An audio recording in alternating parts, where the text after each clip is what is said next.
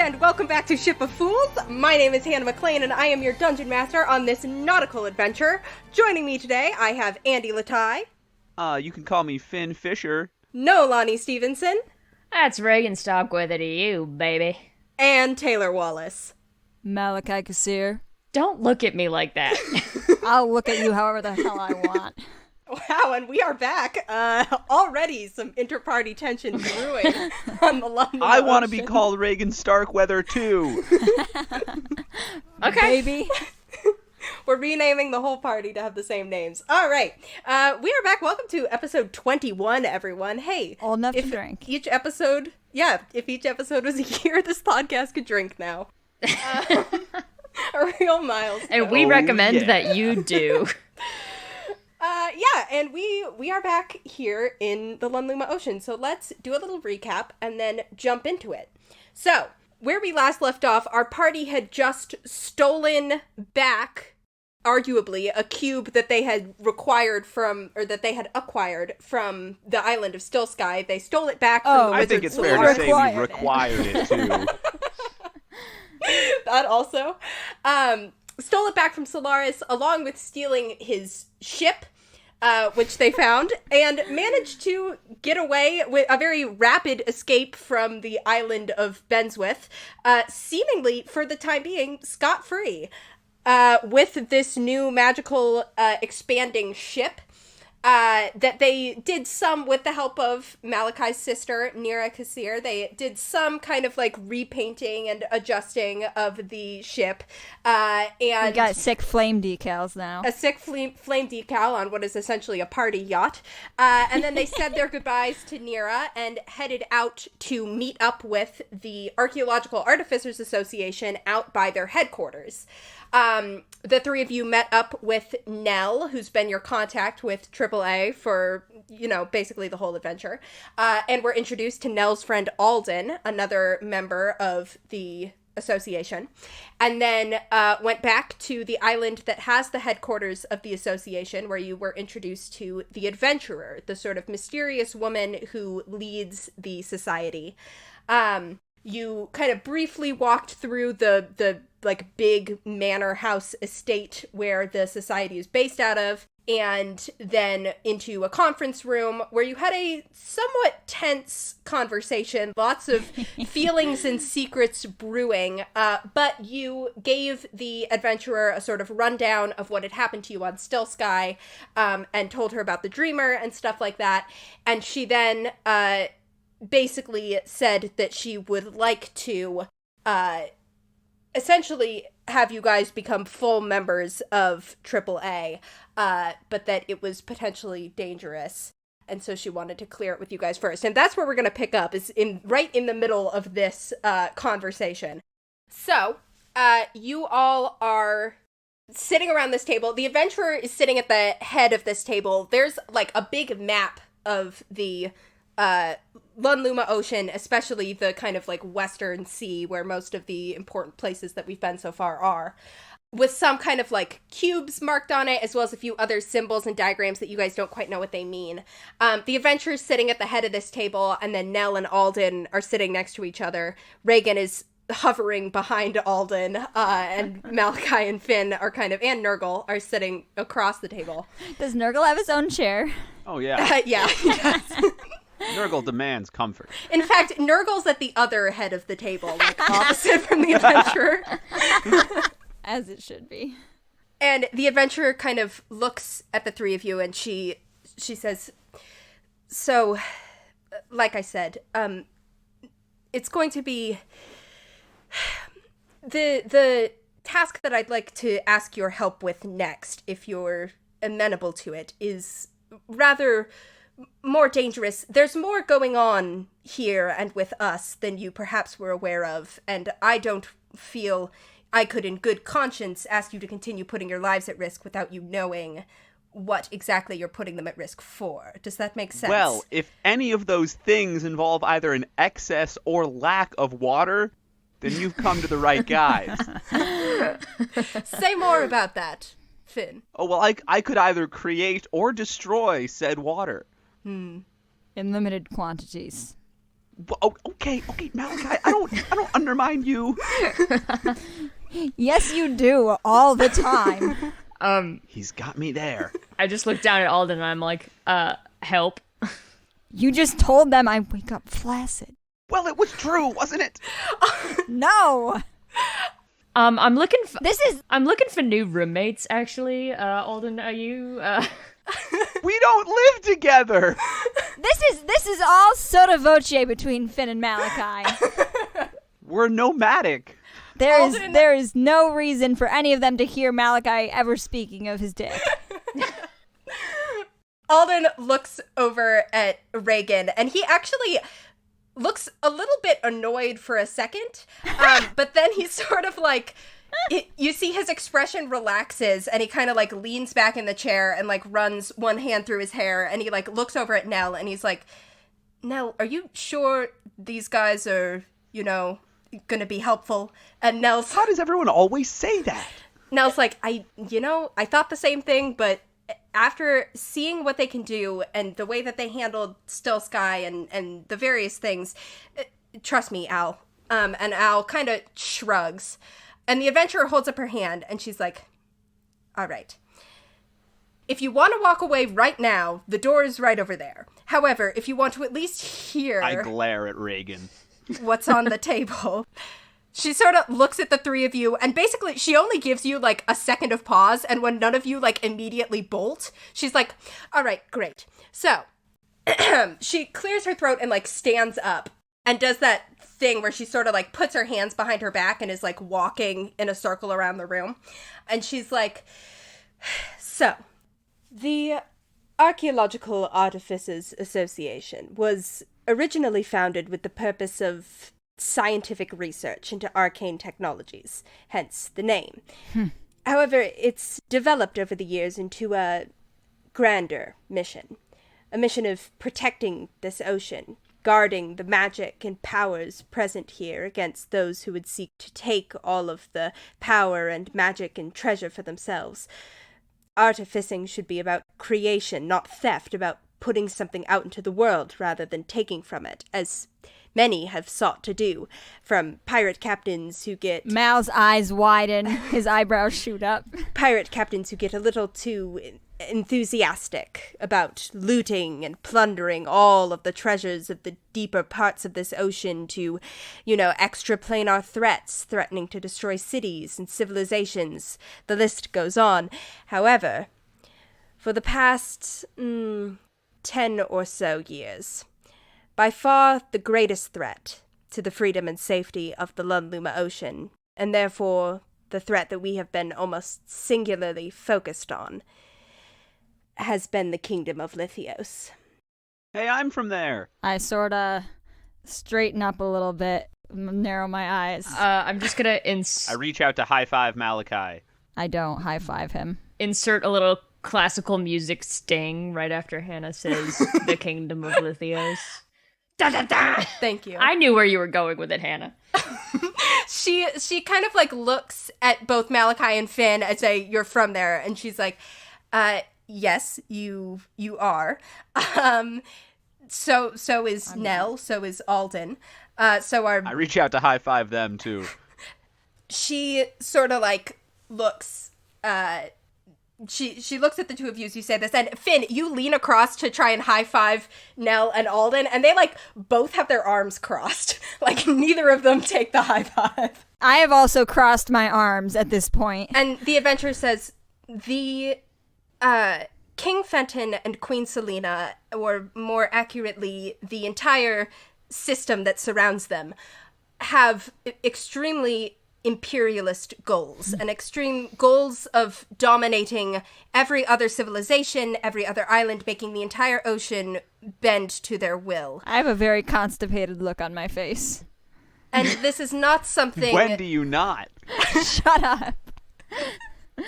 This is not something that would be good for the vast majority of people or animals, or just the balance of the ocean in general will be thrown entirely off if they're allowed to continue unchecked. So, the AAA has of late been focused more on information gathering, information passing, and attempting to figure out what can be done to slow Lithios down. Let me stop you there. As much as possible. So you're claiming to be Please. focused on stopping the colonization of the ocean, but the only members of AAA we've met have been running around after cubes. So, the cubes, they're not important, but they're also not our main mission here. I mean, you'll notice that Nell was not exactly... I mean, yes, Nell got a cube, but more pressing... I'm sorry, Nell got a cube? Nell got a cube. I look at Nell. But Nell grins, and Nell actually finishes the adventurer's sentence and is like, I got a cube, and more pressingly, I got contacts with the three of you, and I got recruits for us, which was my actual Potential goal. recruits. Potential recruits. Wait, you came to the resort with the goal of recruiting us? Well, I came because there was a cube there. Like I said, they're not important, but then once goals shift when you're kind of in the middle of a mission.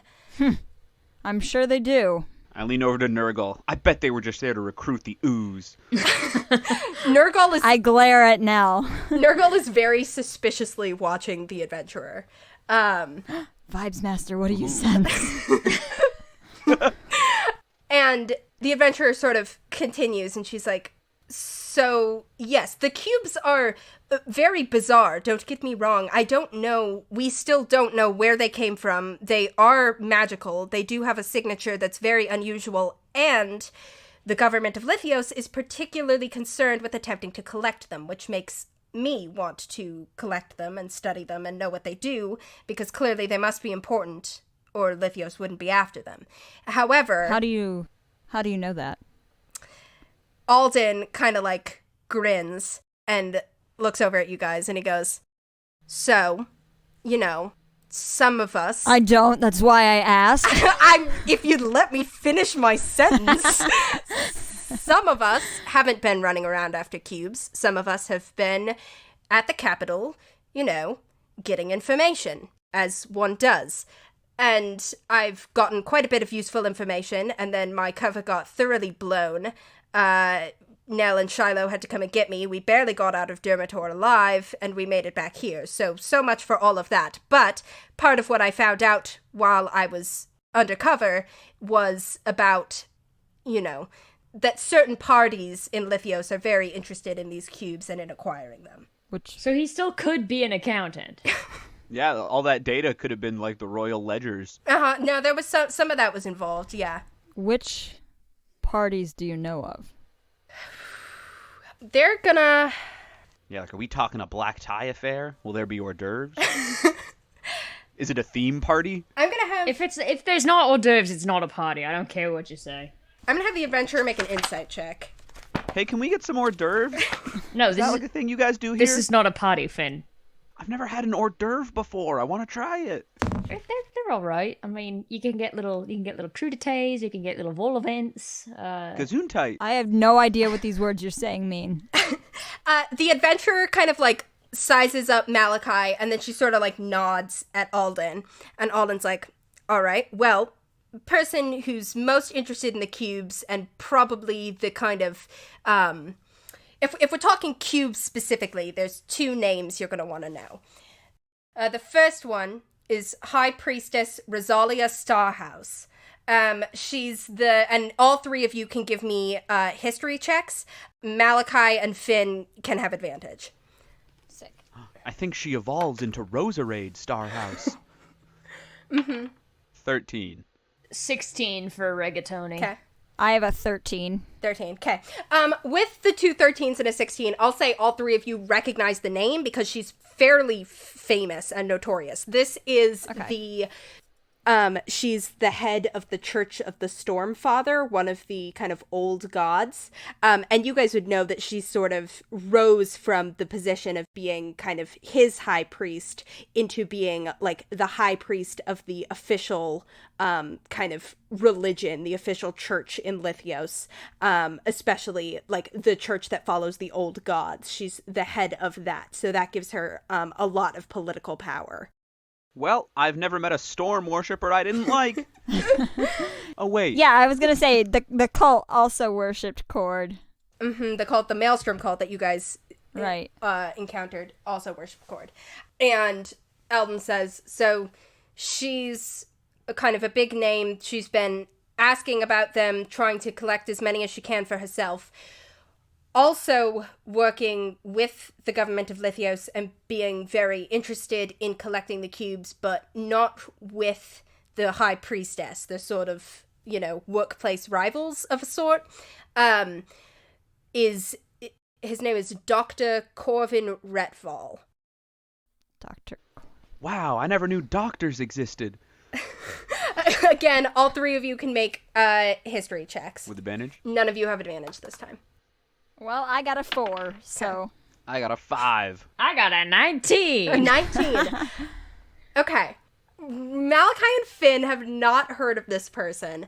Nolani, I'm going to text you where you recognize this name from. I was gonna Unless say. you can guess. Ooh. Just from... I know. I think you Regin do. went to medical school. Regin was tortured in prison? Regin recognizes the name. And you also... That's my general practitioner.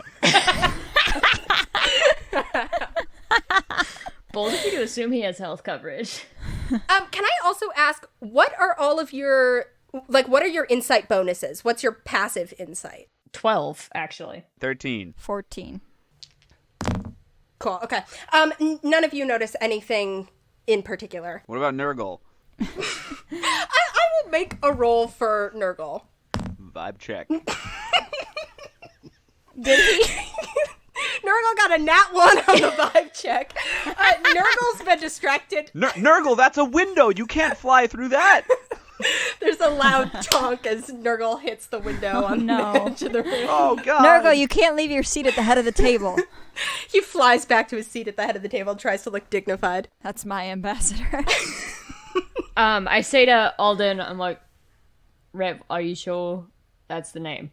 He, like, holds your gaze, and he goes, yeah, I'm pretty damn sure. He's a researcher, scientist, all around not a good guy. And he is also very interested in the cubes and also is very well protected by Lithios' government. We think, and he sort of like glances over at the other two, and Nell goes, we're pretty sure he's making weapons. We don't know what exactly, or, well, we know some of what he's making, but we don't know where they are or how to destroy them, but definitely making weapons for Lithios. Do you have any eyes on Erebrer? We've got people, the adventurer talks again now, and she's like, yeah, I have some people who are around Erebrer, but this is where the three of you come in, is that Lithios has... For a while there, we were able to skirt under the radar as just sort of an adventurers guild that was interested in benignly protecting the oceans. But Lithios has rather caught on to us lately, and my people, anyone who's got associations with us or who's kind of linked to us, is in danger. So, the three of you have... From the government. General... Like, as in publicly, or...? Thus far, it has mostly just been, like, people going missing and not making contact when they're supposed to. Mm. There has not yet been, like, wanted posters out for us or anything like that. We think they're trying to just kind of get us to disappear without making a stir, because they know that we have connections with Erebrer. But then, of course, if they're going to mount an attack against Erebrer, all of that is going to, go away. Okay. So, Any questions? I know that's kind of a lot to dump on people. The question is, where do we come in? Okay, so Hypothetically, hypothetically, of course. If this is not all too much, because again, it's very dangerous. But Alden found out that that the High Priestess is interested in there's a particular village that she's kept coming up in some documents that he was able to steal. We don't know what is there exactly. We don't think it's cube related because we haven't been getting a cube signature from this village, unless there's something else going on that's hiding it from us, or that in fact this is, I mean, it's very bizarre because it's just about the most normal place you could think of, and yet we've been getting all kinds of and yet the High Priestess is especially interested in it for some reason. Hey, what's the name of the village? She grins and she's like, I was wondering if you'd ask. It's a little place called Gillsbury. Huh! Hey, I'm from there. Are you? I look around for someone to high five, but I'm the only one from Gillsbury, so I high five myself. You high five yourself, and the adventurer smiles, and she's like, yes, and also I thought that I'd remembered hearing that it was your hometown. So something funky supposedly is going on there, and the three of you... Like, is it okay? Are people in danger? I don't know. Alden's like, her notes don't say, like, we're going to attack Gillsbury or anything like that. It's just, she's sort of okay, then it's probably fine. the matter in Gillsbury. You saw her notes? And then nothing more clear. Huh. Hey, Finn, is there a matter in Gillsbury we should be aware of? Nothing springs to mind. I can't think of a single unexplained magical incident in the history of Gillsbury. Certainly no people who washed ashore with bizarre power. Huh. How long ago did you leave, kid? Like a few weeks. I got on a boat in Gillsbury and then got shipwrecked on the resort. I look at Alden. Alden kind of shrugs, and he's like, I don't know much about magic, unexplained, mysterious stuff. I don't really... But anyway, suffice it to say, Gillsbury is in Lithios waters. We don't have anyone who could just waltz in there, but the three of you have an excuse. They do have the best fried clams around. Do you think that has anything to do with it? Nels... Not that I condone the frying of clams, but... it's possible, but seems like maybe a long shot. But definitely look into that if you guys go. Noted. Basically, we just need someone who can go to Gillsbury, see if you can figure out what exactly what the High Priestess is after. What if what the High Priestess is after is Finn? Huh? I wouldn't give him that much credit. I mean, not Finn directly, but his ties to the... his... Oh, my dad? Yeah. Huh. I'm sorry. You're... Who... Don't... Oh, who's my dad? Malachi. The lurker in the deep. Malachi rolls back in his chair, like, hand over his eyes. The adventurer looks at Nell, and Nell's kind of like, yeah, no, so like I told you, Finn does seem to draw his power from the lurker in the deep. I don't know about the dad thing. Oh, don't worry, I do. He has, provided him with some stuff. Are you... The adventurer, like, sits down in her chair again at the head of the table, and she looks at you very intently, Finn, and she's like, what made you... Did the lurker in the deep, like, speak to you and say, you're my son? Actually, very recently he did. Prior to that, had he? Well, Nurgle said it, but I'm pretty sure it was my dad speaking through him. It was a whole thing. Oh, prior to that? Yes. Never, like, in so many words, but, like, I just knew. You... All right. When did you start developing powers? It was about, like, 3, maybe 4 years ago. Okay. But even before that, you knew that the lurker in the deep was your father? No, only after that. Okay. This is interesting. She, like, sits back and kind of scratches her chin.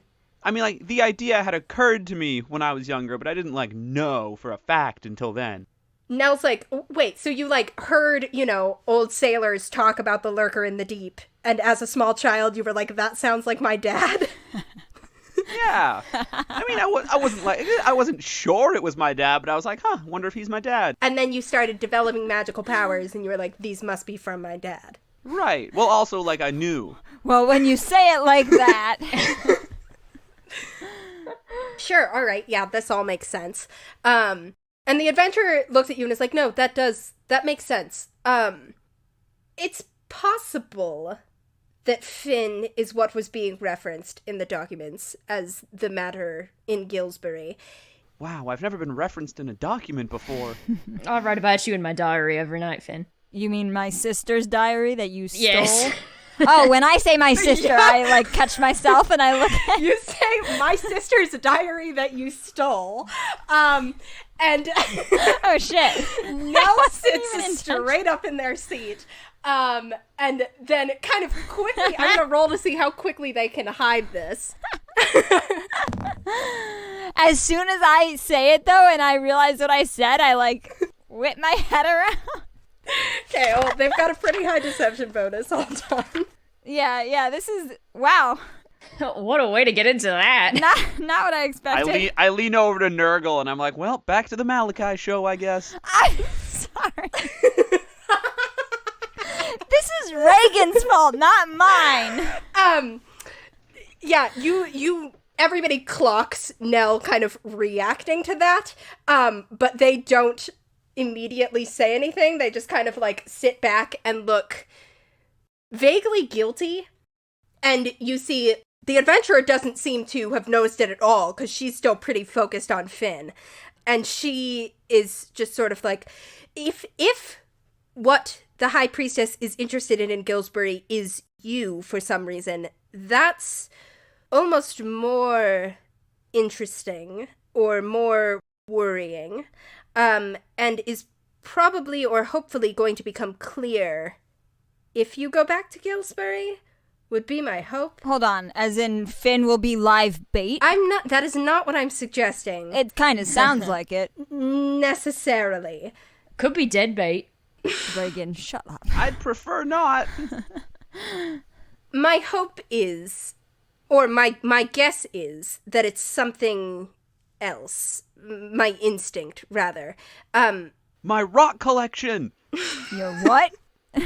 My rock collection! I bet that's it. It's really cool. I have some fun, colorful rocks in there. I pick a little piece of crystal off of myself and hand it to Finn. It's perfect! Ew! This is still a little soggy, but thank no, you. No, it's... What? I'm perfectly dry at all times. The way that Alden speaks up, and he's like, the way that it's referenced in the documents, which if you all are going to go to Gillsbury, we can show you, makes it sound almost more like a place and less like a person. Like it's something stationary rather than a person that could leave. Our beautiful vistas! Could that monster! Could be. Yeah, I mean, like I said, we don't really know what she's after or what she intends to do with it. She's just sort of keeping an eye on it. But it's concerning enough that I thought that we should have someone go check it out. And it's, again, Gillsbury is in Lithios waters. It's part of their empire. We can't... It's better if whoever goes is someone who's strong enough to handle whatever might be going on, but also isn't outwardly connected to us. About that. Oh yeah, I'm happy to go home. As much as I'd love to see, well, love's a strong word. As much as I'd be willing to go to Finn's hometown. Beg your pardon? Well, Finn might not be actively sought by the forces of Lithios at large. We've heard some chatter that Regin might be a different story. Yeah. I'm not exactly worried about that part of it anymore. That part of it?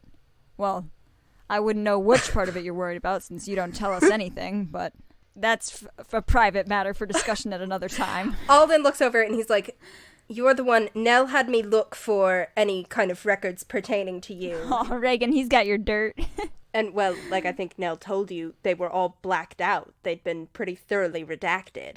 So, I don't know much about that, but it is... the concern is more... or rather, the hope is that you guys going to a village and being close to Lithios isn't going to be that the heat isn't up on you guys as high as it is on others of us. Which it seems like it's not from the cursory research that I did and that we sort of have with our, information gathering network, whatever you want to call it. The adventure is basically it should be safe as long as you guys kind of keep your head down and nothing major happens. Okay. Lithios waters. Don't worry, nothing major ever happens in Gillsbury. We're kind of running a hot ship right now. Do you know if we would be able to run a clear path? Yeah, do you guys got a chop shop around here, or do I gotta swing back down to Angel Isle? Because I can do it either way, but it'd be easier if you just can flip a VIN here. The adventurer she sort of raises her eyebrows and she's like, did you steal a ship? We absolutely had to get your did. cube, didn't we? Well, alright. I don't... We've stolen some other stuff, too. I could give you an itemized list if you're interested. No. Maybe it's better if I don't know. We can... I like the way we you can work. try and... we can... Give us a couple days. We can do something about your ship.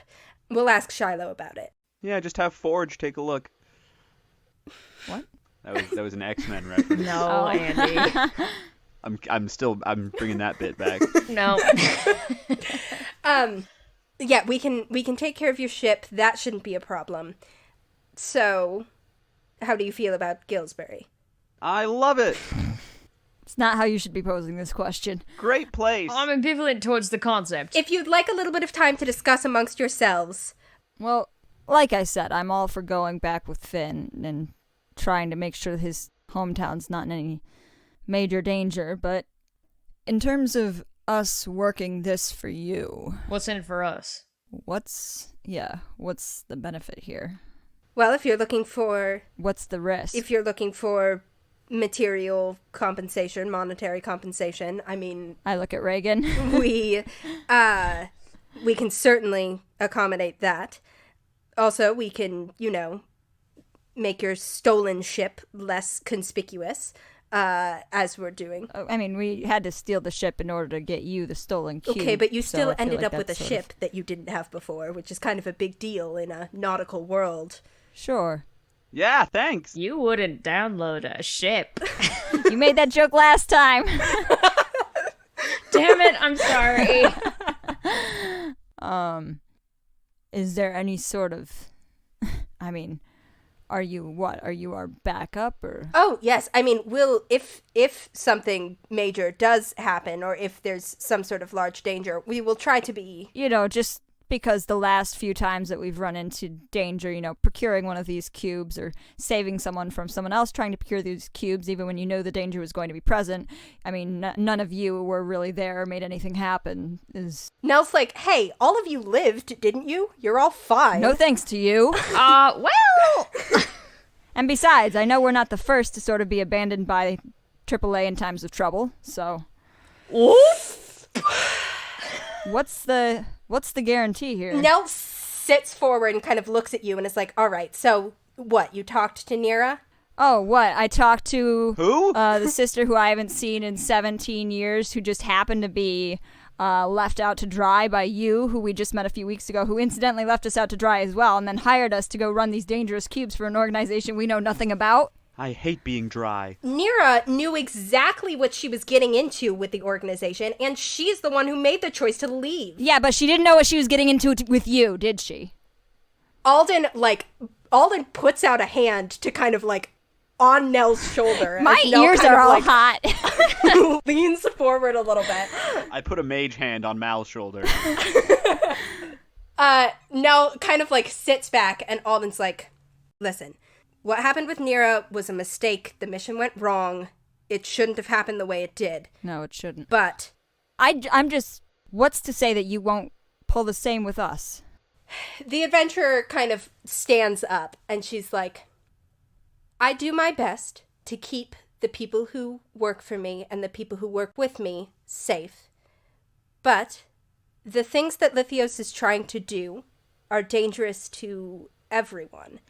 And those of us who have the chance to stand between ordinary people and danger do when we can. And should. And sometimes that means putting ourselves in danger.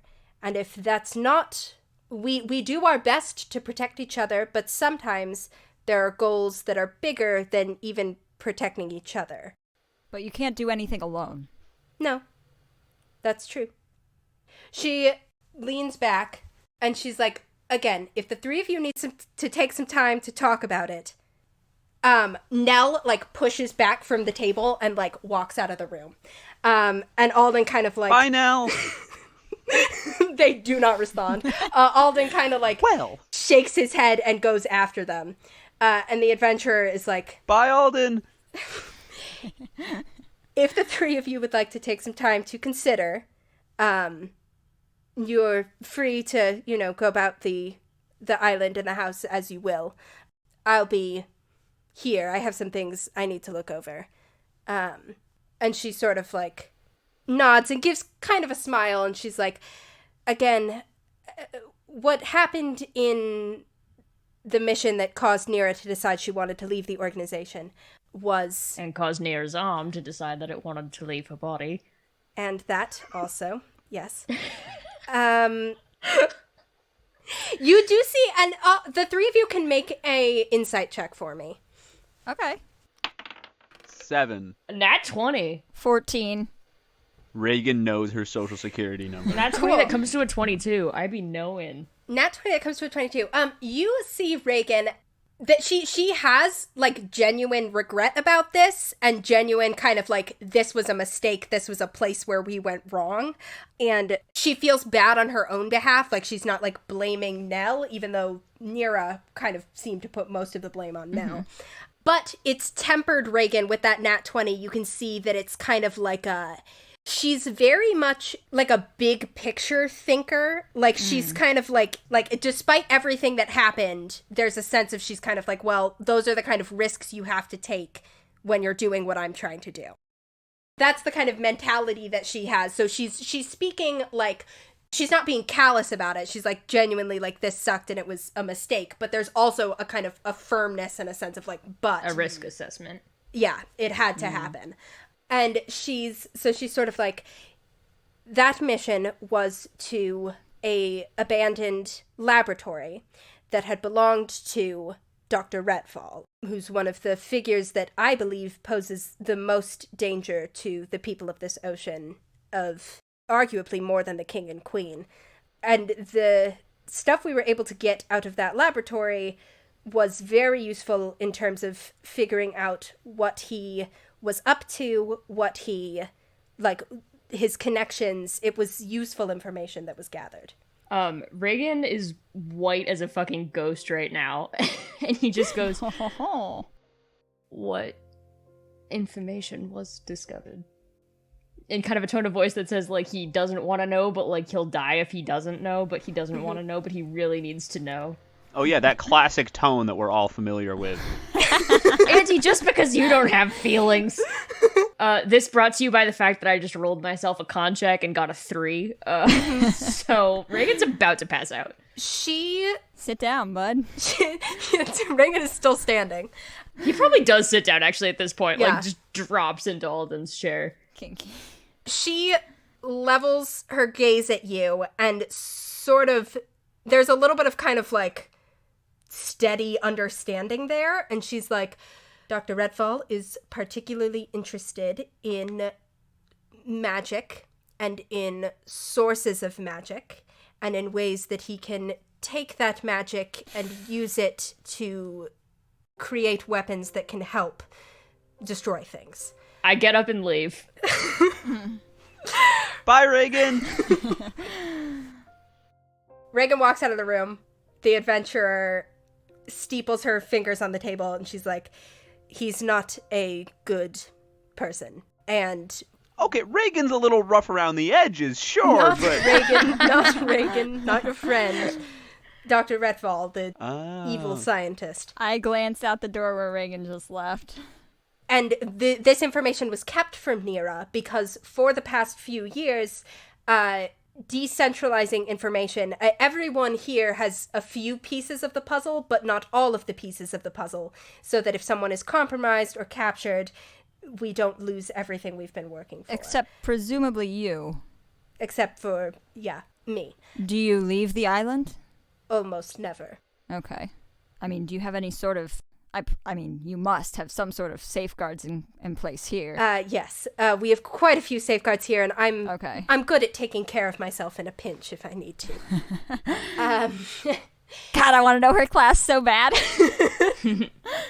So if I could do it again, if I could go back to that mission, I would have given Nira and Amelia and everyone else who was there a more of a picture of what they were walking into exactly. But at the time, it seemed like the right decision to make. If I could do it again, I would give them more information, which is part of why I wanted to make sure that the three of you knew exactly what we do and what I was asking you to investigate in Gilsbury, because sometimes keeping information from people gets them hurt. That's a few times that we've heard that now. I think we need to... Well, I think Finn and I need to talk with Regin about this. Please do. Like I said, I'll be here, whichever decision. If you want to walk away, there's no hard feelings. And one more thing. When you do speak with your friend, Regin, you might want to suggest that he talk to Alden about Dr. Retval. There might be some information to share there as well that isn't mine to share. Am I gonna get a boyfriend? No, he's an evil scientist. You can't date him. She kind of smiles slightly and goes back to like looking pensively at the map on the wall, and you kind of get the sense of being dismissed. I look at Finn. Finn? Yeah, that's me. Okay, never mind. Oh, I get it. Sorry. And I go over and stand next to her and stare pensively at the map.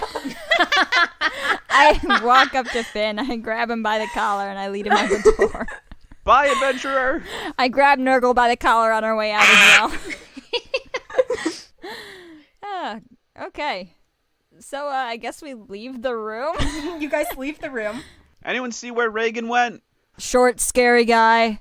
Looking white as a sheet. Bad skin. Very distantly you hear a, I'm not that short! Apparently he has a beard or something. I go, aha! And I follow the voice. Where is Regin? Probably on the beach, I would think. Presumably someone's seen him go somewhere. Do they tell us? Yeah, again, the house is kind of like almost spookily quiet, but somebody kind of points you in the direction. They're like, oh yeah, I think he's looking pensively out over the ocean. Oh gee, Regin's staring out at the ocean. What else is new? But then when we turn around to thank him, he's gone. I walk out to Regin. Me too. All right, the beach. Love the beach. You know, they could really use a net around here. What? Like to keep them out or to keep us in? No, like to toss a ball over. Oh, like a volleyball. Oh, I get ya. Oh, Finn, he's trying to do bonding. I blush. No, I'm not. Aw. Yeah, you are. I think that's sweet. Are you just standing there, bud? No, I'm sitting. And then I sit down. All right, I come over and I loom over you awkwardly for a minute, and then I just sort of like sit really heavily. Hannah, can I try to find a couple big sticks? Yeah. I won't make you make an investigation check. You can just, this island is partially forested. You can find a couple big sticks. Oh, great. All right, so I stick them into the beach, and then I take the net from off of my back and tie it between the sticks. Yep, you've created an impromptu beach volleyball net here. Creator destroy Ta-da! beach volleyball net. Do we have a beach volleyball? Did anybody bring a ball? Negative. Nurgle curls up, like really small. No, Nurgle. Oh, That's Are you very sure about cute. this, bud? I don't want to hit you. it's like when Mike Wazowski was the ball. Nurgle, I appreciate it, but we play to win, and I don't want to hurt you. Wait, can I need to take a little time to do a ritual and re-summon Nurgle as a volleyball instead of a seagull. How about a pufferfish? I feel like I'm gonna regret establishing that you can summon Nurgle as an object, but I'll let it happen for the sake of party bonding. You summon a volleyball. Yeah! As Finn's doing all this, I'm just sort of sitting silently by Regin, and I sort of awkwardly pat him on the shoulder. Well, are you gonna ask or no? Is that you in character? Yes. So, rough talking there, huh? Thank you, Coach. Listen, Regin, are you... Malachi's like pulling his hand over his face. Am I what? A weapon? Apparently. Did the... Yeah, just check out those guns! I pat Regin's bicep for him. Thank you. No, stop. I whispered to volleyball Nurgle. That usually cheers him up. You get no response because he's a volleyball. Well said. God. Do you... Finn, are you not curious? About what?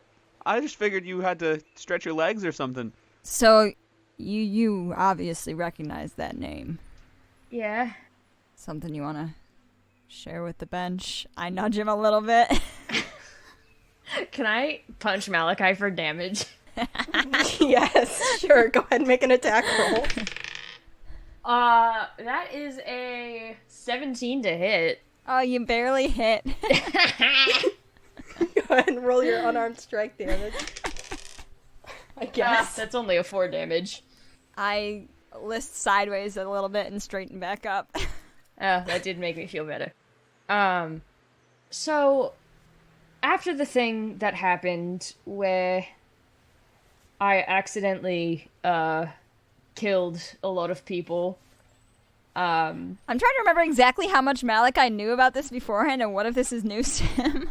Yeah, I killed about 70 people. So Wow, that's more than me. I try very hard not to react in shock at that, and I mostly succeed. It was... I just sort of nod. I don't like being backed into corners. You know, we got trapped, and the League was coming down on us because we had been, doing, general illegal piratey things, and there was a storm happening, and I don't really know what happened, and whatever it was bad, because then the next thing I remember, everybody was dead, and Heartmark was dead, and it was my fault. But aren't you Heartmark? Can I hit Finn for damage? Yes, go ahead and make an attack roll. You can try. Fuck, that's only a 9. Haha. Finn is too nimble. I can't see straight because I'm crying.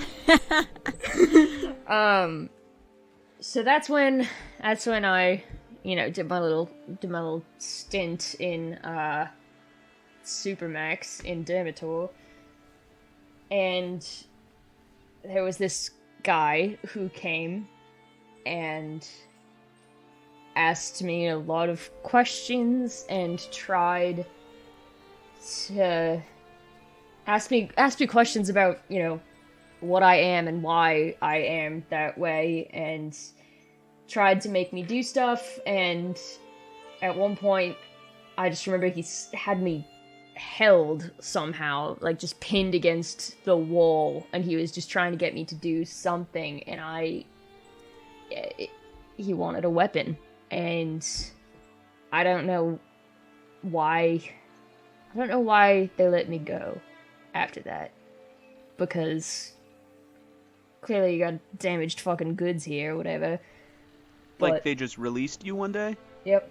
Well, I mean, did you not this? Did I kill 70 people? Did Yes. he manage? No.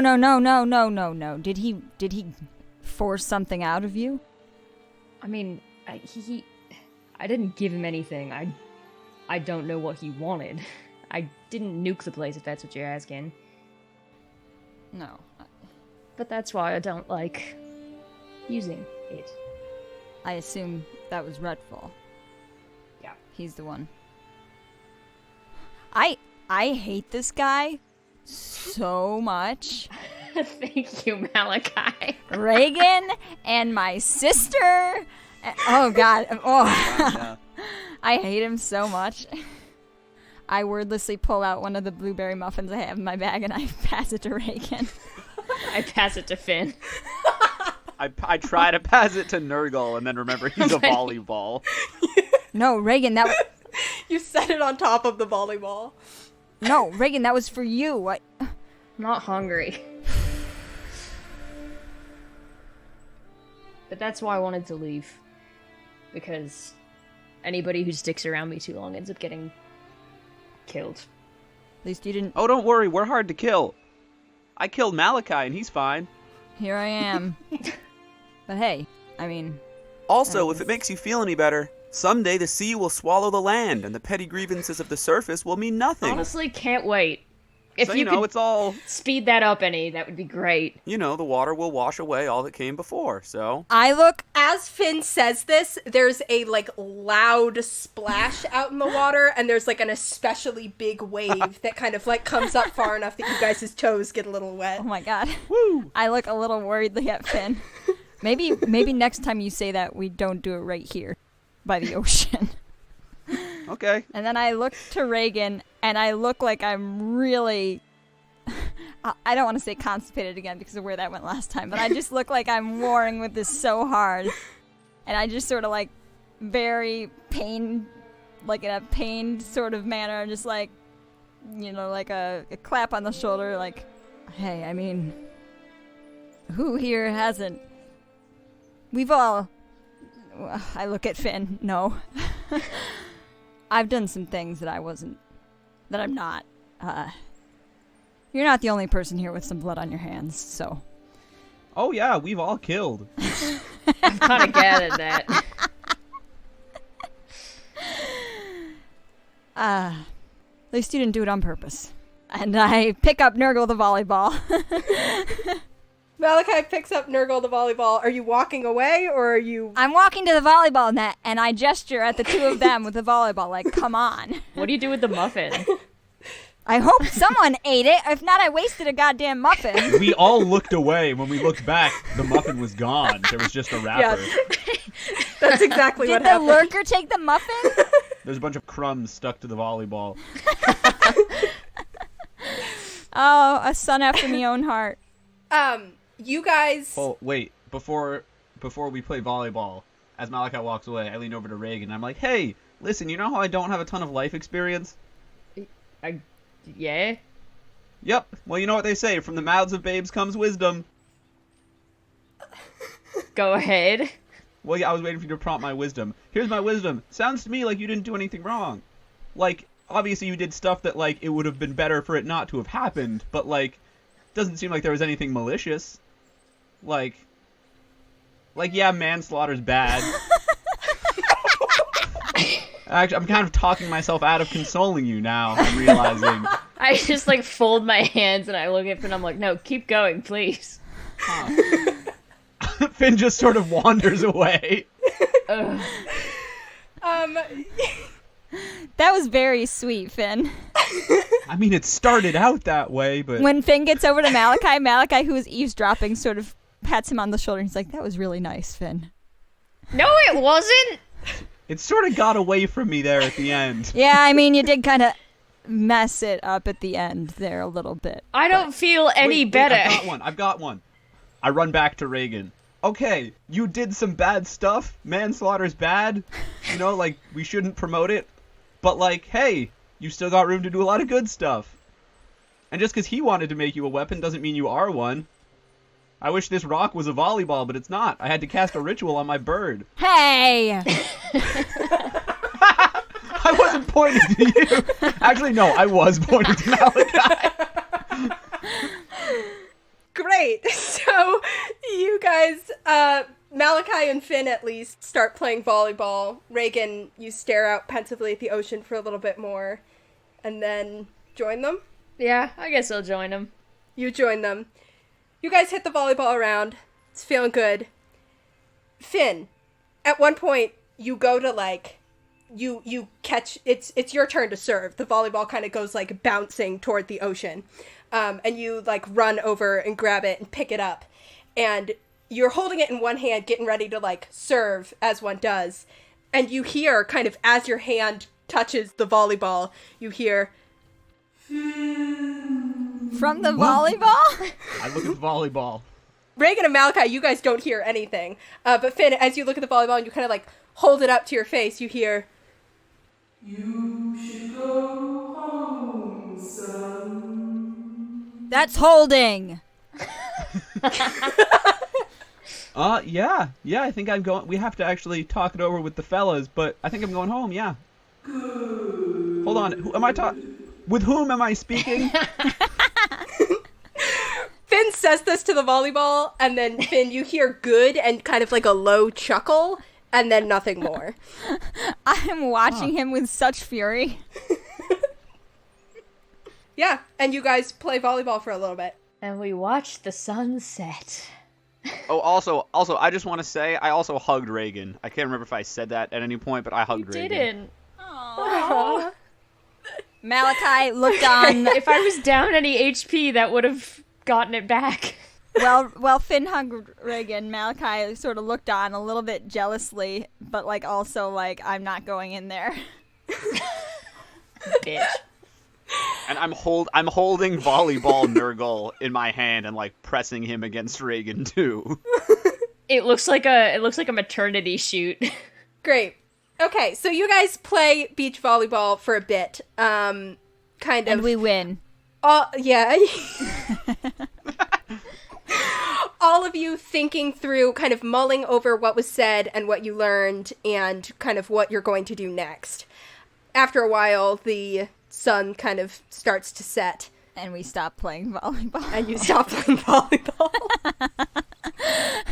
For a second, I, like, take my shirt off, like trying to get the light from my cracks. Like, we can still do this. We can keep going, but it doesn't work. And when it stops and we're just sort of left there with the net, I look over at Finn. Hey. What's up? I mean, Regin. What? I'm not gonna go... No, he's Regin. What? Donkey.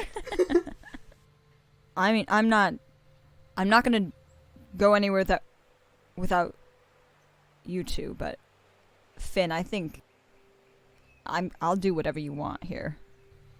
It's up to you. Oh, I mean, I'm down to go home. And also, I mean, like, on a more serious note, if there's, like, an evil lady, like, watching my village, that's really alarming to me, and I want to make sure everything's alright. Look at Regin.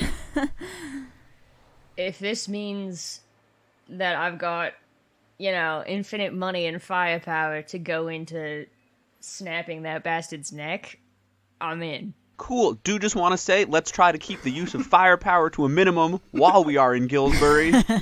Sure. No, not that bastard. The other Not bastard. a lot of stone buildings there. The bastard specific to my experience, who is different from the lady who's terrorizing your village. Oh, yeah, no, I get you. Just Speaking saying, broadly. be careful. Yeah. Okay. I don't know how much violence I'm supposed to do as a man of the Lord now, but I could ring a couple necks. I can't wait for you guys to meet everyone. So, you guys take volleyball Nurgle and you start to... Should we make him... Finn, should you make him normal? I do, as the sun is setting, I ritual again and turn him back into a gull. Great. He looks, like, very disgruntled. He's not bruised, is he? No, he was resummoned. he's good. He's good. He just, looks... A little ruffled. So, like, what are we thinking? What are we thinking? Thumbs up, thumbs down, Nurgle? Is that something we can do again sometime or no?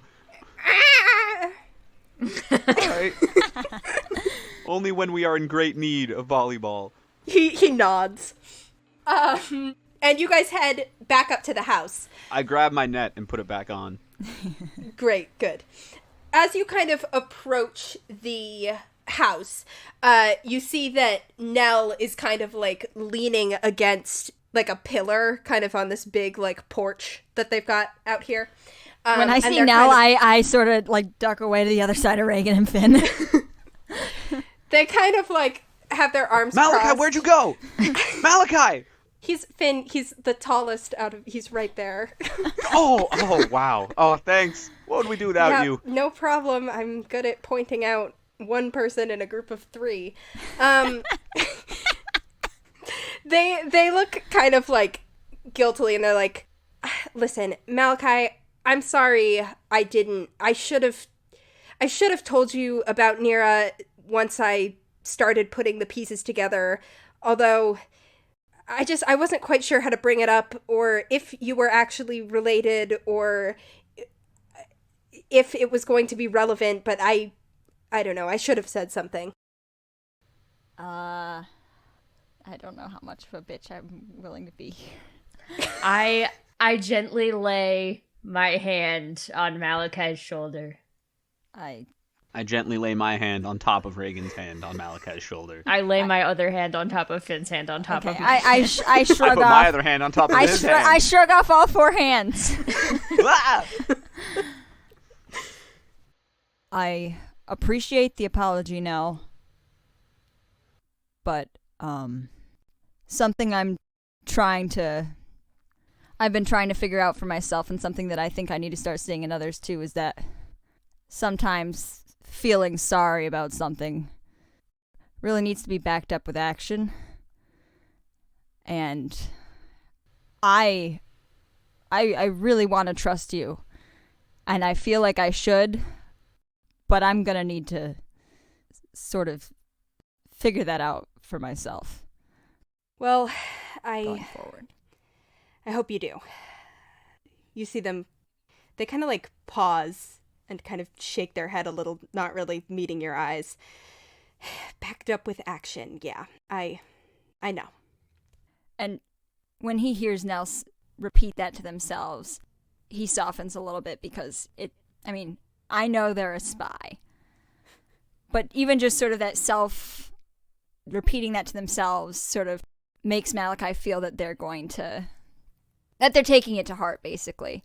So I think when he sees that, he just sort of nods awkwardly. And Malachi wanders off. Yeah. And I walk inside. Okay. They kind of shrug and look sort of pensively. You are inside and can't see this. Oh, but sorry, yeah. They look kind of pensively out at the volleyball net, or where the volleyball net was, kind of down on the beach. And then they sort of follow the 3 of you inside. I would like to give Nell a hug. Oh. They're taken aback by this, but they give you a hug. They're a very good hugger, as it turns out. Nice. Oh, really? Then I want one too. They also give you a hug. And they're like, Wow, everyone's getting hugs except for Malachi, because he doesn't freaking Because hug. you're too constipated. you guys go back inside and make your way to the conference room where the adventurer had told you she'd be. She's there, kind of sitting at the head of the table, and she looks up from the documents and stuff like that she had in front of her. And she is kind of like, so, you talked? I plant my hands on the table in front of her, and I kind of lean over the table at her with my 25 intimidation. Uh-huh. And I say, I want... Let's say I want 100 gold per diem. I'll take that in coins, ingots, or if you want to get real nasty, I'll take that in gems, whatever. I want 100 shiny things per diem. Okay. And I also want your liquor cabinet. Why do you want to lick her cabinet? Because I'm a freak. You're crazy, man. Yes. Unlimited liquor cabinet access. I want that. I get to name the ship. Whoa. What? That is not the adventurer's boon to give, is it? Ooh, ooh. And I just hold up a finger in front of both of them. I'm like, I get to name the ship. No. And That's not- nobody kills Retval except for me. Deal? The adventurer, I sits don't know back, how much of this she can agree to. and she goes, My ship? let's start easy. Liquor cabinet? Sure, we've got a great one. There's plenty in there. Unlimited access, done. The budget, I will run out of money eventually. I don't have, like, a fountain of it. But within reason, I will say you will not have to worry about money, assuming that we don't, all get killed. But we'll cross that bridge if and when we come to it. I mean, won't the bridge just be the bridge into heaven? Correct. You guys are getting bridges? Someday all bridges will be underwater. Rather than above the waves that they so impudently claim to cross. Or maybe not heaven. I look at Regin and Finn. Well, we'll burn that bridge when we get to it. Right.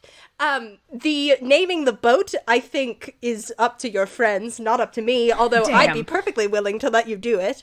No. And as far as killing Retval goes, I think there's a few other people who might also be vying for that, although I don't know how they feel about revenge, so you'd probably have to ask them yourself. And you see her gaze kind of flicks past you to where Nell is still kind of lingering in the doorway, now looking slightly uncomfortable, but just kind of like shrugs a little bit. And then the adventurer kind of looks back at you and she goes, "But if you have the opportunity to take that bastard out, I say go for it." Deal. I shake her hand. She shakes your hand very firmly. I plant my hands on the table.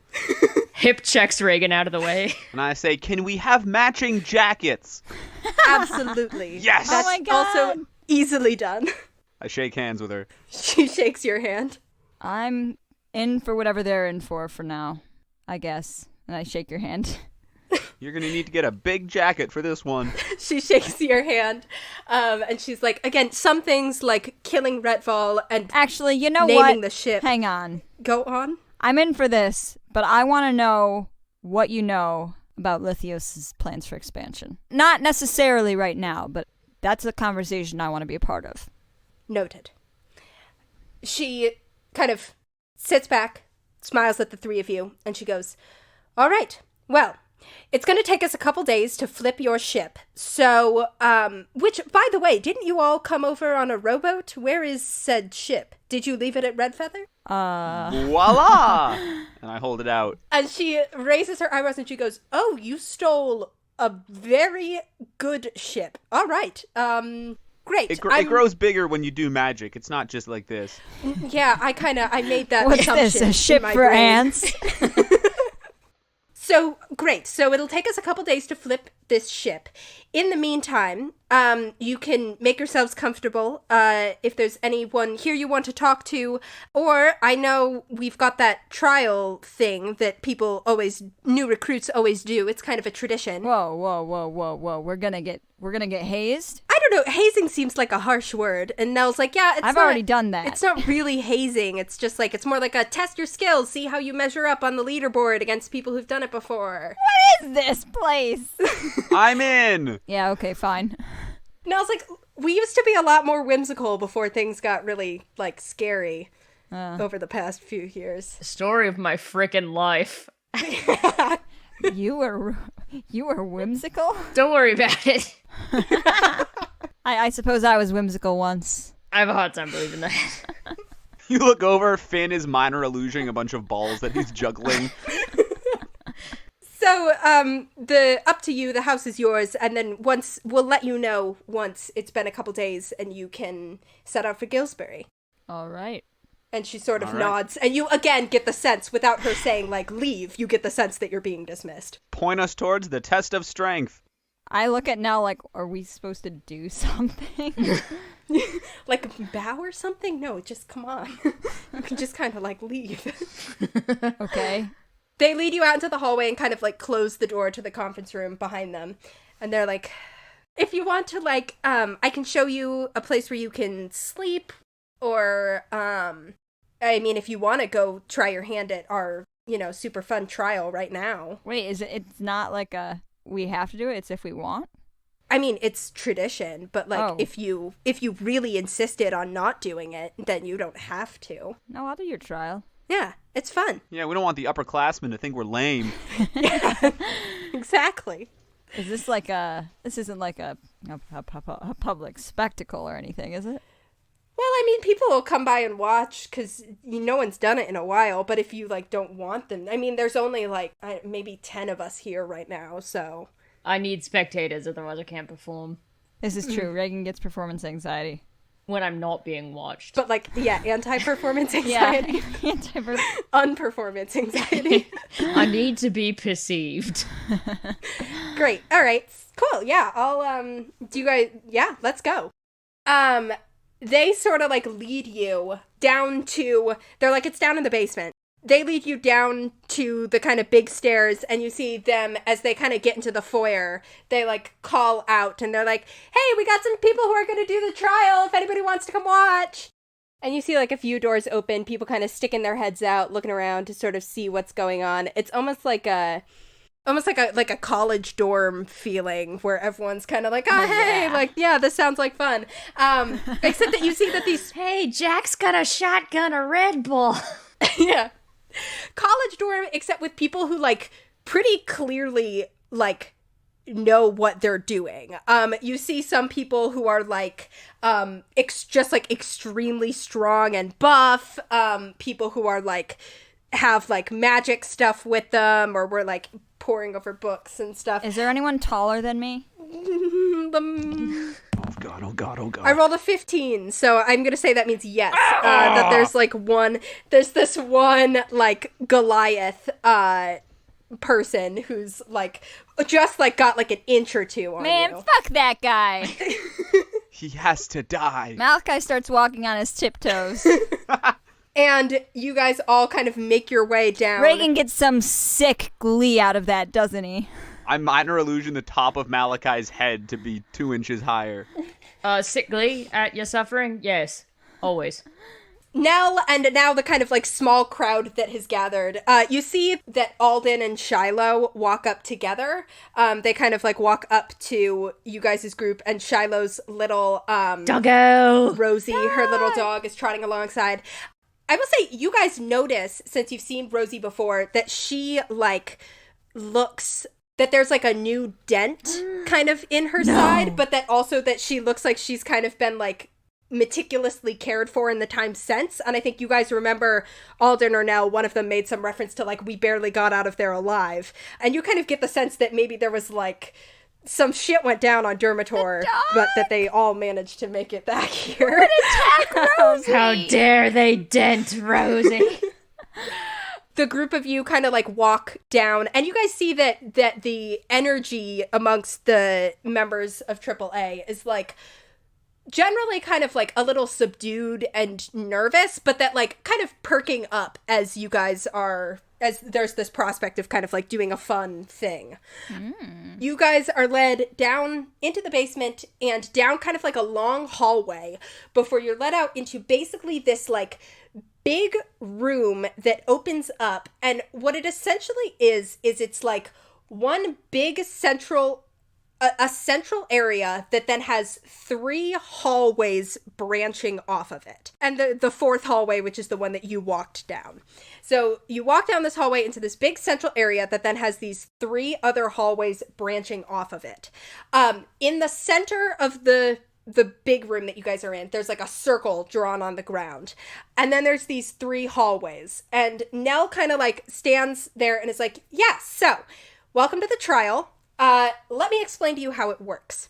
At the end of each of these hallways, there's a button that you need to push. And once all 3 buttons have been pushed, then you win. That's the goal, is to push all 3 buttons. Each of the hallways has kind of like a different trick to them, or a different kind of challenge in them. The goal is to do it as quickly as possible. That's kind of, I mean, the goal is to do it at all without, like, you know, getting knocked out or anything. If you do get knocked out, don't worry. A couple of us are healers. You'll be fine. But the goal is to push all 3 buttons as quickly as possible. So, as you can guess, it might be easier. There's 3 of you who are going to do it together.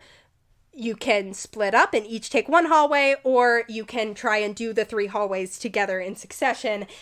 It's up to you. You succeed or fail as a team, and all 3 buttons have to get pushed. How do we fail? You don't you fail if you all get knocked out, which probably won't happen. It hardly ever happens. The goal is to see how fast you can do it. And they point up to a, like, poster, basically, that's on the wall, that has kind of a series of names, like sets of 3 names, like teams of 3 who've done this. Wow, really lucky that they always recruit people in threes, huh? Well, you know, if you get recruited on your own, you like wait until there's 2 other people to do it with you. But it is very convenient that you guys all came together. You guys don't recognize most of the names, but conveniently, you happen to recognize some of the names in the top 2 slots. Who would have guessed? You see that in second place, with a time of 30 seconds, which you guys will compute in D&D terms would be 5 combat rounds. With a time of 30 seconds, says Nell, Shiloh, Alden. It looks like the 3 of them did it together. Tell me that Goliath is not in first place. Is my... Above that, the only person who beat them, it says Nira, Amelia, and Ben is And the who? 3rd name there. Ben. And it looks like they did it in 24 seconds. Oh, my sister. Which would be 4 combat rounds. I look at Regin and Finn. We're not going to get first place. Yes, we are. Approximately, like, how many entries are there on the board? I'm going to say that there's 20 kind of listed, 20 entries of 3 people each. Right, as long as we're top 10, then I'm fine with that. Yeah. Malachi's very competitive. Finn is doing stretches. Do you guys want to kind of take a look around at what the 3 hallways look like? You can see down them. When does the timer start? Nell's like, you can walk around, just don't enter the hallways, but you can stand at the edges of them and look down them. Here, and I'll tell you this so you don't waste your time. You can't push the button with a mage hand or anything like that. The button itself has to be pushed by your hand. Finn looks down at the floor despondently. When you say your hand... Or foot. Body. A thrown object? Or body. I'm looking at Nurgle. They're like, yeah, I think Nurgle actually probably could push a button. I think I know you can't do it with a spell, but Nurgle is a creature. So, each of you go ahead and make me perception checks. Oh, no. 14. 6. 11. Shit. Okay. With rolls like that, you notice that there are 3... We see that there are 3 3 hallways. Yeah. The first one very obviously has in it what looks like an elaborate jungle gym. You can see that the button is in fact high up on the wall, and I'll tell you guys straight up, each of these hallways is 30 feet long. From the entrance of the hallway to the end of the hallway is 30 feet long, and kind of from the circle to the edge of the hallway is another 10 feet. So it's 40 feet from where you're starting to get to the button. So the first hallway has in it this like elaborate looking jungle gym that it looks like you're going to have to like climb up in order to get to the button. How high up is the button? I'm going to say it's 40 feet off the ground as well. Jesus. I'll say 30 feet off the ground. I will also say, Finn, with your 14, you kind of summing up this jungle gym are like, okay, that's going to take me at least, or it would take any of us at least 3 rounds to climb. Okay. And it looks like it gets harder as it gets near the top.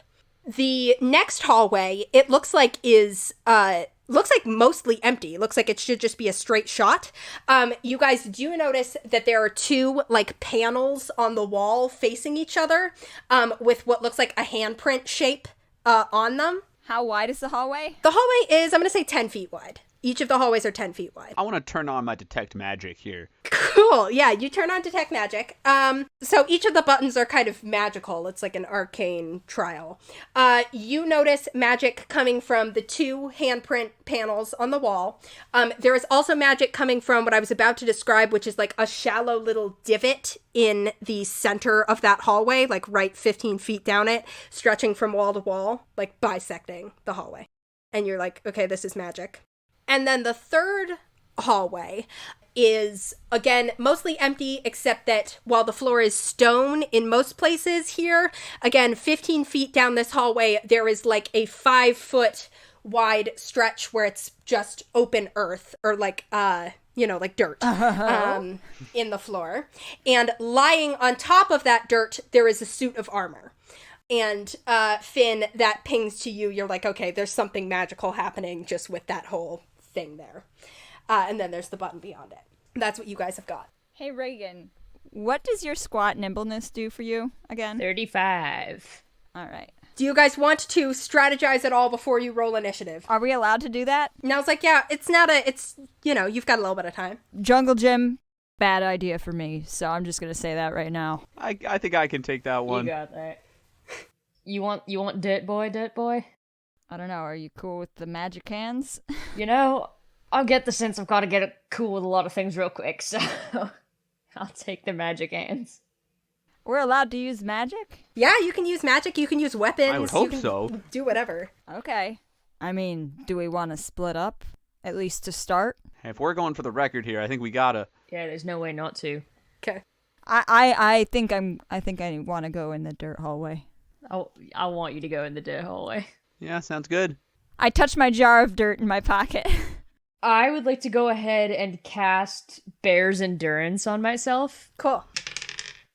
Fuck, that was a 1. Oh boy. Oh, okay, so I rolled a 1 and a 6, so I get +7. Temporary hit points, is that what this Yep. one is? Great. Do you want to describe how that happens? Probably, he just kind of like, looks like he's not really sure what to do with his hands, and then just kind of awkwardly like hugs himself. Look like, and he's like looking to see if anybody's looking at him, but then he's like, don't look at me. He like turns. Oh, are you cold, Regin? And just like really intensely focusing. It's probably not very impressive. You guys see that Regin almost seems to like get a little bit stronger and just kind of looks like a little healthier than he did before. Well, quick pump. Yeah. Regin, did you get some work done? You know, Finn, a friend said something really kind to me. Wow. Nurgle does have a lot of wisdom. He sure does. Does anyone else have any other preparatory stuff they want to do? Are the hallways parallel to each other, or are they like radiating outward? They are radiating outward. Okay. Good question. It's a Y shape. Yeah, my illustration of it kind of looks like a uterus. And Hannah, I am also going to rage. Awesome. Yeah. I'm gonna say you do that like in the second right before you guys start to go. Yeah, get mad. That's how we win. Can Can I make a performance check, Hannah? Sure. I wanna be sexy. Okay, go ahead and make a performance check. But I don't want to lose my sexiness if I do a bad roll here. So could this be a positive only? No. You're rolling. It could go. What did you roll? A natural 20. Oh my god. So that comes to 23. Cool. Yeah, you cast Bear's Endurance on yourself and then kind of go into a rage. You like kind of roll your head around. You see that like many of the people who are watching are now distinctly directly watching you, and are kind of like, there's like a few like whispers amongst each other as you're kind of like gearing up to start Going this. beast mode. I see baby. everybody looking at, like, in one direction, and I, like, start looking around, like, what's going on? And I look at Regin, I'm like, what are you doing? Because I've never seen you do your barbarian stuff before. I'm raging. All right, bud. Dude, I've been hitting the creatine. I'm also next to him, like doing the same like motions, just not having any actual rage. I see Regin raging, and I go over to him and Finn. I'm like, so, Regin, you've got the hand panels. Finn, you've got the jungle gym. I've got dirt. Yep. Cool. I bless all three of us. Ooh. Awesome. You guys get a D4 to a saving throw or attack, so long as I have my concentration. Okay.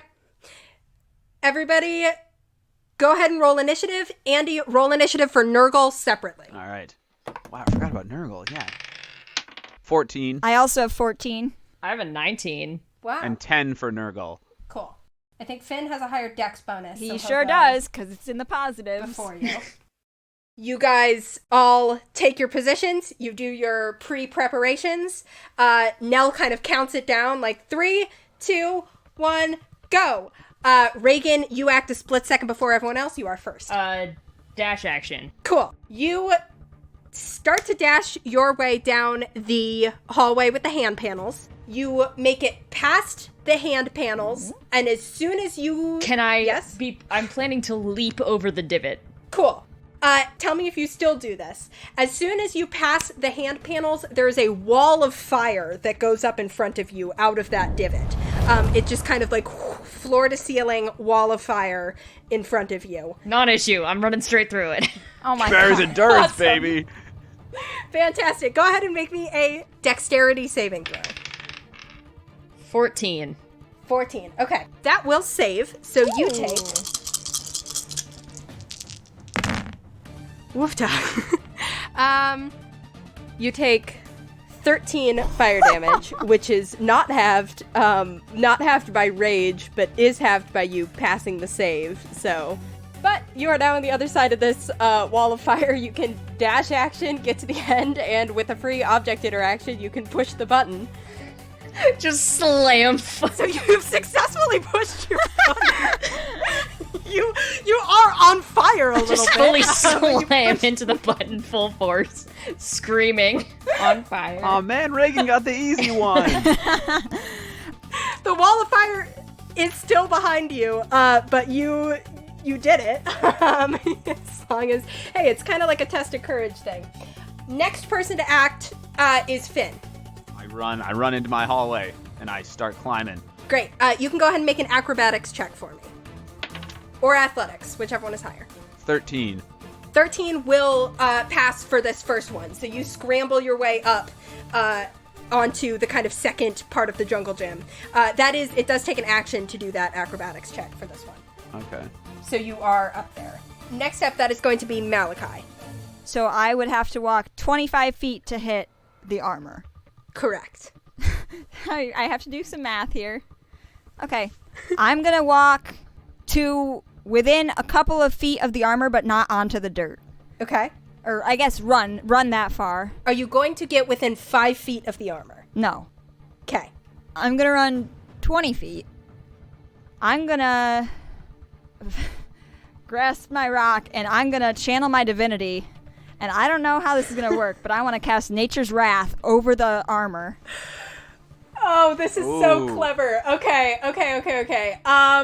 So are you trying to, just seal the armor in? Is that the idea? Correct. Basically, how I'm picturing Nature's Wrath right now is I want these vines to burst up out of the dirt around it and tie it to the ground. Okay. So, Malachi, here's what happens. You reach out your hands, and these spectral vines come kind of out from your hands, and you see them almost kind of twine around your hands, Malachi, as if they're growing out from under your sleeves, and just kind of stretch out and start to loop themselves over what had been holding an action, because it had gone before you in the initiative. I'm going to say that its held action is going to trigger here, as all the dirt kind of this being of dirt and rock coalesces into itself underneath the armor. It's kind of like a being made of armor, as if the dirt is wearing a suit of armor. And it starts to pull itself up to kind of attack you, and finds itself immediately wrapped in these vines. It is going to make a strength saving throw to see if it can avoid being restrained. It got a 15. That is my spell DC, so what does that mean? So it does beat it. Ties mean you beat it. So it manages to kind of break its way through these Vines. Thank you for the word. And in a hilarious twist that I really didn't plan, at the same time as you cast these vines, you see these other vines come up out of the ground, kind of beyond the creature, and kind of cover the back wall and the button with these kind of growth of vines, as if you have to somehow deal with the creature in front of it before you can get to the button, because it is covered with these vines. However, you can still get yourself back there. It's not completely blocked off. It's just... Does it look like it's super thick, or...? It's made into, it's the effect of the entangled spell, so you're going to get stuck in the vines if you go back there, and also you can't quite push the button. You can't just do it with a free object interaction like Regin did. You have to kind of cut through the vines in order to do it. However, because you are not within 5 feet of the construct at the moment, it can't attack you right now unless you go within 5 feet of it, because this is not its turn, this is its held action. I'm glad I didn't take the dirt hallway. But basically, like, I'll tell you, you could use an action to try to cut through the vines and get to the button on your next turn. You'd make an attack against the vines, basically. Yeah, I'll Misty Step over to the button. Okay, cool. You Misty Step over. Go ahead and make a... If I have to fight him the next time, I will. I believe Entangled is a strength saving throw. And don't forget you're blessed. Yeah, this is why I made this decision. 18. 18, yeah, that saves. You are not restrained by the plant, so you are standing in the middle of these vines, but you are not restrained by them. You have used your action and your bonus actions. You can't make an attack to try to get to the button this turn, but you can do that on your next turn. Okay. And this thing kind of like is going to take a swing at you, but you Misty Step right past it and are suddenly behind it. Sick. As vines spring up around me and I avoid them. That is going to be Nurgle's turn. Okay, question. Is 50 feet of fly speed enough for him to just fly straight to the jungle gym button? Why does Nurgle have a 50-foot fly speed? It should be. I don't want him to be able to do that. I feel like I should not let Nurgle push the button. Wow. You're gonna ruin his day. Yeah, I'm gonna say that. There's no reason that Nurgle should be able to push the button, so he can't. He's part of me! That's weird. No, he's not. He's a separate entity. We're a team of 4 then. Yeah, then Nurgle would have to be on the leaderboard, which he isn't. I mean, I'm fine with him being included in our score, if that's the only obstacle. No. Alright, fine, then he's gonna go help Malachi, however. I don't know, he's gonna go, Great. peck at the vines. It's really Awesome. okay. Nurgle's giving Malachi the help action. Okay. Back to the top. Regin, that is your turn. There is still a wall of fire behind you, but you are now in here. You pushed your button. Good thing you didn't unknowingly send him to help Regin into a wall of flame. Once again, I found myself craving fried chicken. But again, I don't need to go back. Yeah, that's up to you. If you're good to just chill, you can totally do that. I cast Control Flames, and I part them like a curtain, and I walk out, baby. I'm going to look at Control Flames. Give me a moment, because this is magical fire. It is not ordinary fire. I'm also planning on carrying over that nat 20 performance check as I do this, ideally. Understandable. Okay. Control Flames specifies non-magical fire. Damn. However, this is cool, so I'm going to let you make an Arcana check against an Arcana check by the person who set this up, who I'm not arbitrarily, based on what their spell DC is, I'm deciding gets a +3 to this. These are not rigged. Oh my god. Did you roll another nat 20? No, What the fuck? Oh my god. I'm sending you a picture right now, because Yeah, I know. I believe you. All right. Well, that beats, I would not believe me. that beats what I rolled. So yeah, you reach up and you manage to part this on a nat 20. I will let you just straight up part it. And you kind of saunter your way. That does take your action, but with your movement, you kind of saunter your way back out to the end of the hallway. Everybody claps. All the people who are watching kind of clap for you as you're walking out. Oh, and I would like to add that my shirt, of course, has been singed beyond repair. Singed. It was on fire. So I remove it. Would expect nothing less. I toss it into the crowd at one of my adoring fans. Great. It is in tatters, so it is not nearly as cool as that could be if it was Flutters. not like that, but Oh, this is a good episode for Reg. he needed a win. That's going to be the Construct's turn. It is going to stomp its way into the vines, and it is going to first make a strength saving throw against the vines. Does it need to also make a strength saving throw against Nature's Wrath, or is that like a one-time thing? Nope, it frees itself on a success and the vines go away.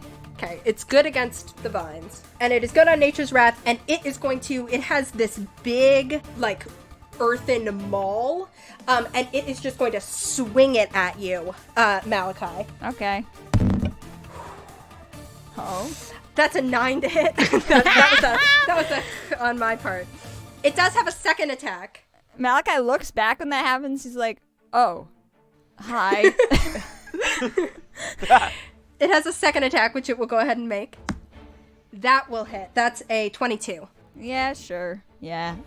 You take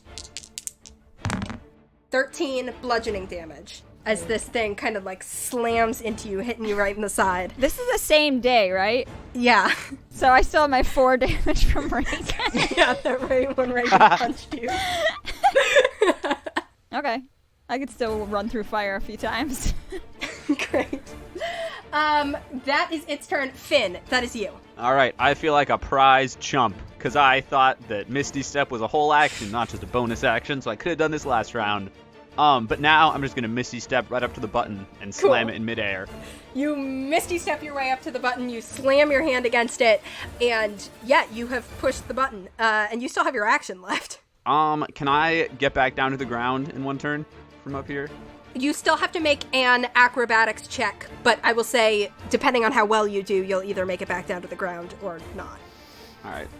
But you have to make an acrobatics check to, like, scramble down. I'm picturing Finn fully hitting this in, like, a magical girl sequence in midair, like... Oh, yeah. I've got, like, I'm, like, kicking out with one leg and, like, have my arm fully extended.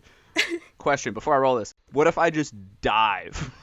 Rather than scrambling down, I just dive down to the ground. If you want to just dive down to the ground, I will say you have advantage on the check, but are going to take damage. Okay. Okay, great. That's, even with advantage, that's only a 14.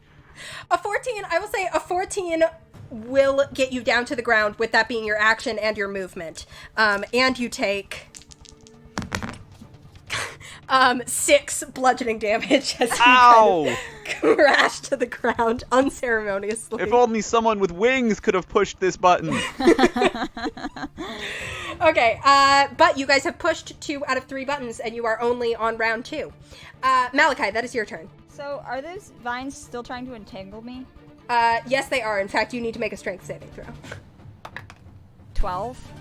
12 does not beat it, unfortunately. So you are now restrained. Fuck this.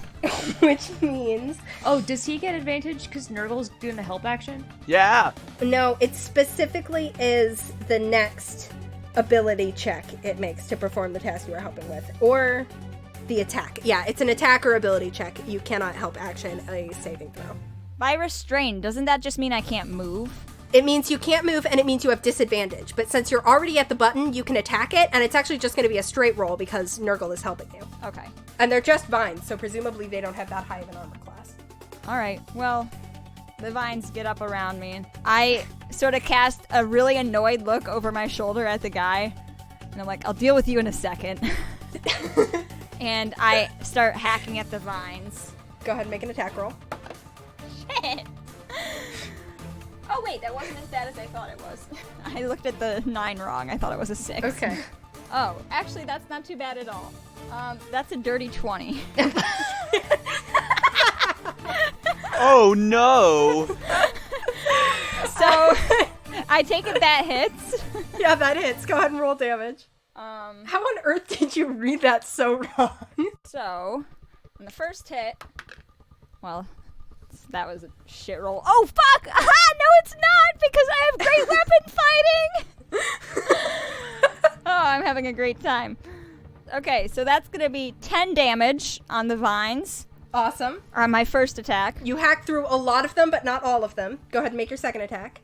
If you cut through the vines, you can push the button right away. If you don't cut through the vines, then you'll have to try again and do it next turn. Question, though. What sort of effect do we think a thunderous smite might have on these weak-ass little vines covering the rest of the button? I think you could try it. Because I think I'm going to do that because, first of all, my weapon rings with thunder that is audible within 300 feet of me. Uh-huh. And I'm going to deal an extra 2d6 thunder damage to this target. Fantastic. Go for it. That's an additional 8 damage. Okay. There are still a few vines left, but not many. Okay. That's cool. That's fine. But I'm still going to do a second attack on him, though. Go ahead. Yeah. It was a nat 1, but I'm still going to add my stuff to it just for shits. You possibly could still get there. Its armor class is not high, and you have Bless. Well, probably not. Because that was a 1 on my d4. Which means that it's a total of 9 to hit. That does not hit, unfortunately. On these goddamn vines! Malachi does this fantastic, you twirl your axe, you bring it down, you cut through almost all of the vines covering the button. There's a explosion of thunder that rings out kind of throughout in this fairly enclosed space, kind of sends everyone's ears ringing, and it makes your head ring a little bit too, Malachi, and you kind of like come back again with your second axe hit, but you kind of didn't really process how much thunder was going to resonate. So mad right now. A little off your game. But I am entangled in vines, so and you're entangled in vines. I can be also, excused. So, yeah. You guys still have a whole round left before you hit your time limit. That was the second round. You have 1 round left to win, 2 rounds left to tie. Okay. I guess I take a break from preening, and I like stick my head into Malachi's tunnel. I'm like, "You good? Do you want help?" Leave me alone. Okay. I go back to preening. Cool, you're just posing. I'll let your nat 20 performance check there, or whatever you had, carry over. You're just flexing. I will say, like, some of the older ones, like Nell and Shiloh and Alden, who are kind of, like, grouped together the way a group of friends will do, look like vaguely annoyed, but, like, in a kind of, like, affectionate way. Ah, yes. Great. That is the Myrmidian's turn. It is going to attack Malachi. Oh, I'm also not rolling great. That is a 10 to hit, which does not hit. It's going to go in with its second attack. Ooh, that's a dirty 20. Fine. So you take 10 bludgeoning damage from this kind of second whack with its maul again. Read the room. Finn, that is going to be your turn. All right, so I sort of like stumble to my feet, like rubbing my head after just falling onto the ground, and I hear the thunder, and I'm like, "Whoa, did I hit my head that hard?" And then I shake my head. I'm like, all right. And then I run out of my hallway, and I look and see Malachi doing his thing. First, you see Regin sitting there preening. I take a moment to appreciate Reagan's whole thing that he's got going on. And then I fire an Eldritch Blast down Malachi's hallway at the vines. Awesome. Go ahead and... And only after I fire it, I shout, "Does this help?" I say, "What?" And I turn around and I see Eldritch Blast racing towards me. Make an attack roll, Finn. 22. Yeah, that hits. Roll your damage. 6 damage. 6 damage. Yeah. There was just like one last vine that was like across the button that Malachi had not managed to get. It had two hit points left. Oh my god, if I had just rolled a fucking above a fucking 1. Finn's eldritch energy destroys this last piece of vine. Malachi, that is your turn. Unless you have anything to do with your bonus action. I do, and that is actually I did 2 Eldritch Blasts. Oh. So the second one I also shot at the vines because I didn't know how much shooting they at needed. me. I shoot my second Eldritch Blast at the button because I forgot they said Don't we you can't fucking touch dare. it with spells. And I get really I'm like about to jump in the air and shear, and then I see it just doesn't do anything. Yeah. But with my tentacle, I want to bring up my tentacle in between Malachi and the Myrmidon thing. Nice. Go ahead and make an attack against the Myrmidon. Only a 9. A 9 does not hit. This thing's armor class is crazy. Right, but it waves there menacingly. It does. And everyone who's watching kind of is like, ooh, at the tentacle. Fantastic. Malachi, that's your turn. Go ahead and make a strength saving throw to not be restrained. I thought the vines were destroyed. The ones that were covering the button are destroyed. Actually, and you know what? I don't think you get a save. I think you're still just restrained. It's not going to affect your ability to push the button. I turn around before I press this button at this stupid son of a bitch who keeps hitting me.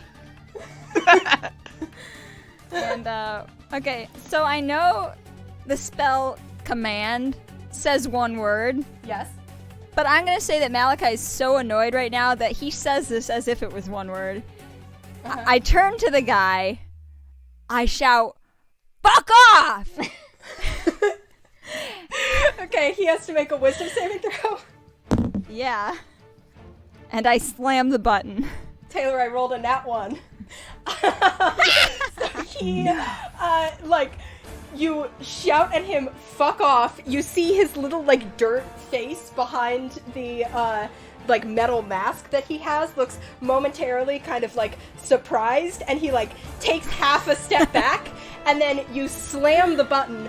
All 3 buttons pressed, the whole thing kind of deactivates, and he, like, collapses into a pile of dirt with some armor on top of it.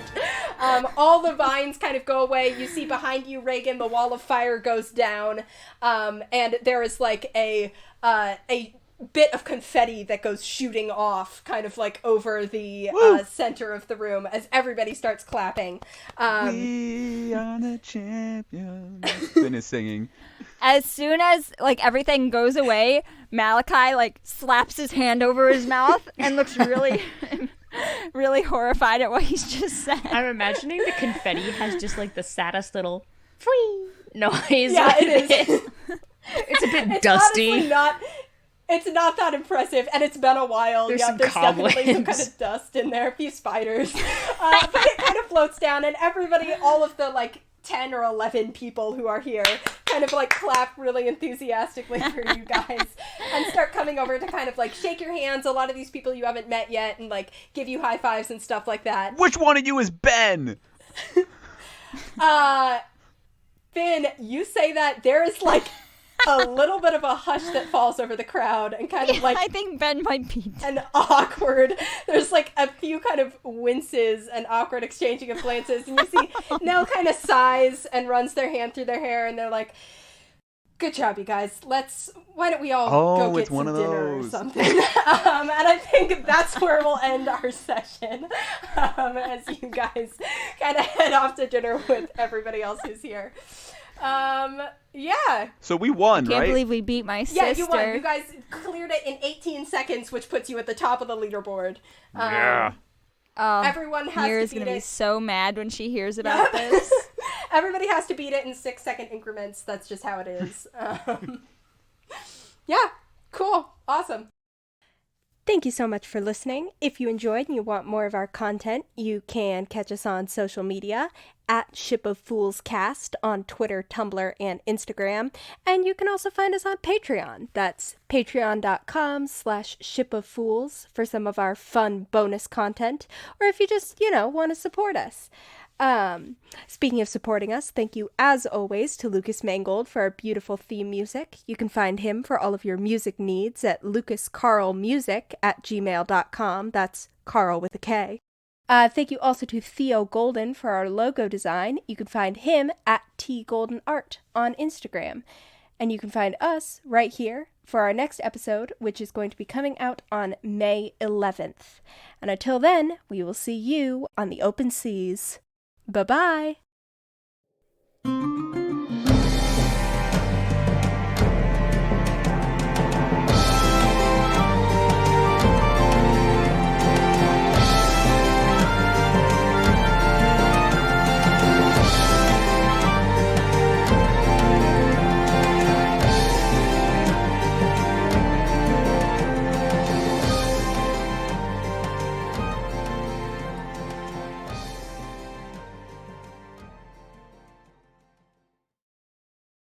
The only thing I have written down on my inventory is pen.